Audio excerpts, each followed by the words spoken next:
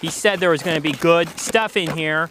And instead, he gives me a Trojan and a Game Boy with a driving game, Barney Band-Aids, hamburger helper with no hamburger, some squiggly writing, food, some chickpeas, garbanzo beans that I can't even open, a Capri Sun, which is nice, a Bigfoot toy.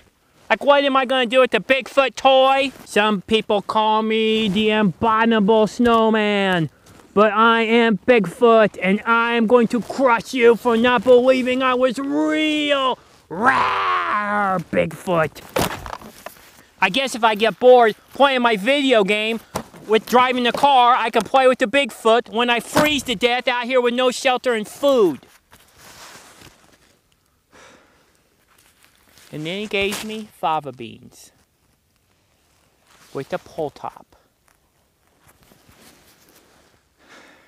I guess that's good because I'm going to need the food energy when I'm lost out here and I can't find my way back home. And that way I have food energy so I won't die so fast in the cold. That's great, Mac.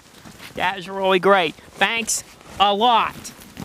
Nobody's probably ever even going to get to see this SurvivorTard because I'm going to die out here. Black bag full of stupid stuff. That's all he gave me.